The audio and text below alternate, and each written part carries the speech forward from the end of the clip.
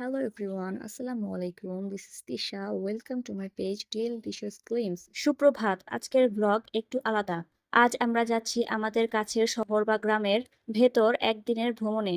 অনেক সময় আমরা দূরে কোথাও ঘুরতে যাই, কিন্তু নিজের কাছাকাছি জায়গার সৌন্দর্যটা চোখ এড়িয়ে যায়। তাই আজকের দিনটা আমরা দেব একেবারে স্থানীয় জায়গায়। দেখবো, খাবো, গল্প করব আর অবশ্যই নতুন কিছু শিখবো। সকাল সকাল রওনা হয়ে পড়লাম।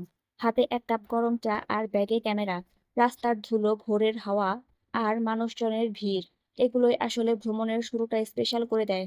পথে দেখা মিলল স্কুলে যাওয়া বাচ্চাদের। দোকান খোলা হচ্ছে আর সকালের হাট বসেছে। এখানে এসে মনে হচ্ছে যেন শহরের সব শব্দ মিলিয়ে গেছে। শুধু পাখির ডাক, গরুর ঘন্টা আর বাতাসের শো শো শব্দ। চারদিকে সবুজ ধান ক্ষেত আর সবুজ কার্পেট বিছিয়ে রেখেছে। গ্রামবাসীর সাথে দেখা হলো। একটু এগিয়ে গিয়ে বললাম, আসসালামু আলাইকুম, কেমন আছেন? উত্তরে এলো, ভালো আছি ভাই, জমির কাজ করছি। জিজ্ঞেস করলাম, ধান কেমন হচ্ছে এবছর? সে বলল, আলহামদুলিল্লাহ, মোটামুটি ভালোই। ভ্রমণের মজা খাবার ছাড়া পূর্ণ হয় না। এখানে দুপুরের মেনুতে আছে ভাত, ডাল, শাক, দেশি মাছ ভাজা আর কাঁচামরিচ। স্বাদে একেবারে ঘরের রান্না, অথচ মাটির গন্ধ মিশে আছে। এই গ্রামের সবচেয়ে বড় সম্পদ হলো এখানকার মানুষ আর তাদের সংস্কৃতি। এখনো তারা মাটির হাঁড়ি, বাঁশের ঝুড়ি আর হাতের তৈরি খেলনা বানায়।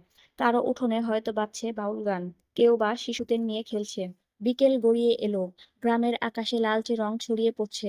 পাখিরা দল বেঁধে ফিরে যাচ্ছে। বাজারে এখন ভিড়, কেউ ফল বিক্রি করছে, কেউ মাছ। এ সময়টা যেন অন্যরকম সুন্দর। শহরের ক্লান্তি এখানে নেই। রাতের আকাশে অসংখ্য তারা দেখা যায়, যা শহরে আর সম্ভব নয়। গ্রাম যেন আকাশকে একটু বেশি কাছে নিয়ে আসে।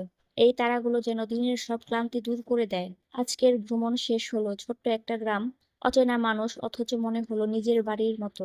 অনেক সময় বড় ভ্রমণ নয়, বরং ছোট ছোট অভিজ্ঞতায় জীবনের আসল আনন্দ দেয়। আপনাদেরও অনুরোধ থাকবে, একদিন সময় বের করে কাছের শহর বা গ্রামে ঘুরে আসুন। বিশ্বাস করুন, ভ্রমণটা আপনার মনকে একেবারে নতুন করে দিবে।